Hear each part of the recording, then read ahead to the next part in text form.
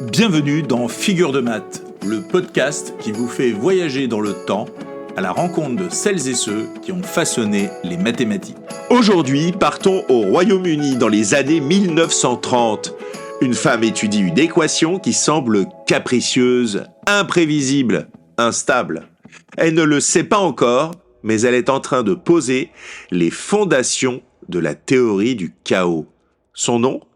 Mary Cartwright. Mary Cartwright naît en 1900 dans une Angleterre encore marquée par les inégalités.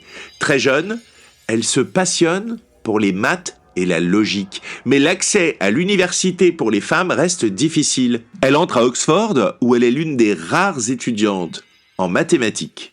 Elle y brille en silence. Après avoir enseigné pendant quelques années, elle revient à la recherche et devient la première femme à obtenir un doctorat en mathématiques à l'université d'Oxford.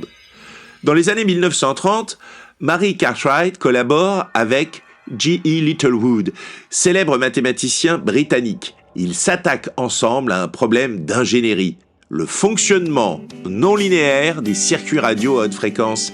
Ces circuits, appelés oscillateurs de Van der Pol, produisent des sons étranges, irréguliers, parfois chaotiques. En modélisant ce système, Mary Cartwright découvre une chose fascinante. Des solutions sensibles aux conditions initiales, des comportements imprévisibles à long terme, des schémas qui se répètent sans jamais se répéter exactement.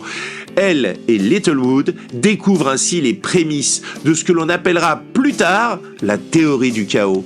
Ce que Henri Poincaré avait pressenti, ce que Edward Lorenz popularisera plus tard, Mary Cartwright l'a exploré avec des équations, du papier, des courbes tracées à la main.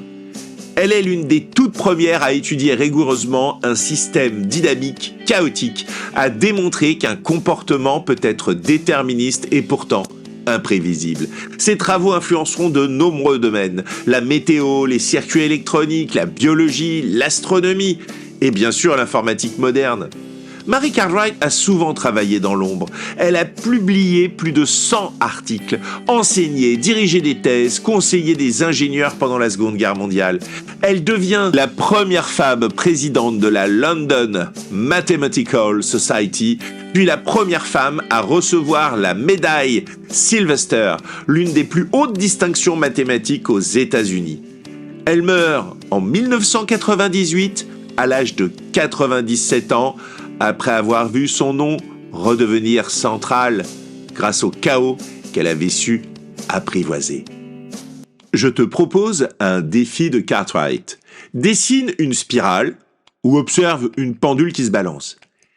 Si tu modifies légèrement son point de départ, que se passe-t-il ? Peut-on prédire son mouvement exact à long terme ? Bienvenue dans un monde où une petite cause peut tout changer.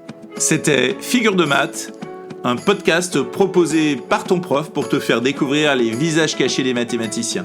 À très bientôt pour un nouveau voyage dans le temps. Et n'oublie pas, les maths, c'est aussi de l'aventure.